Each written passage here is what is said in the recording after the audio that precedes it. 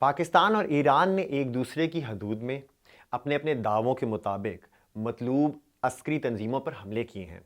ایسے میں بلوچ اور دیگر سرگرم کارکن اعتراض اٹھا رہے ہیں کہ اطراف میں مرنے والے تو بلوچ ہی تھے۔ ایکٹیوسٹ کیا کہہ رہے ہیں، جانتے ہیں ان کا موقف کیا ہے۔ ایران نے حملہ کیے تو بھی بلوچ مارے گئے، جب پاکستان نے حملہ کیے تو بھی بلوچ مارے گئے۔ اس لیے بلوچوں کے کنسرنز ہیں، اور یہ وہ بلوچ ہیں جو انہی کنٹریز کے ستائے ہوئے لوگ ہیں، جن کو یا تو یہ پاکستان کو مطلوب تھے یا پاکستان نے ان کے لیے اتنے چیلنجز کریٹ کیے کہ انہیں مجبوراً ایران بھاگنا پڑا۔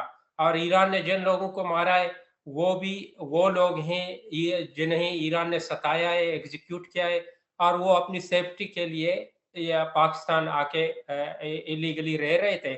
سوشل میڈیا پر بھی کئی لوگوں نے ان شبہات کا اظہار کیا ہے کہ ایران اور پاکستان کے ایک دوسرے پر حملے کسی انڈرسٹینڈنگ کا حصہ تھے۔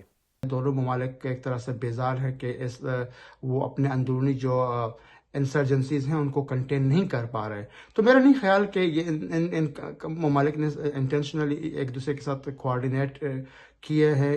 دوسری جانب بلوچستان کے نگران وزیر اطلاعات جان اچکزئی نے ان الزامات کو مسترد کرتے ہوئے کہا ہے کہ پاکستان کی مسلح افواج نے پاکستان کی خود مختاری اور قومی سلامتی کو چیلنج کرنے والوں کو بھرپور جواب دیا ہے۔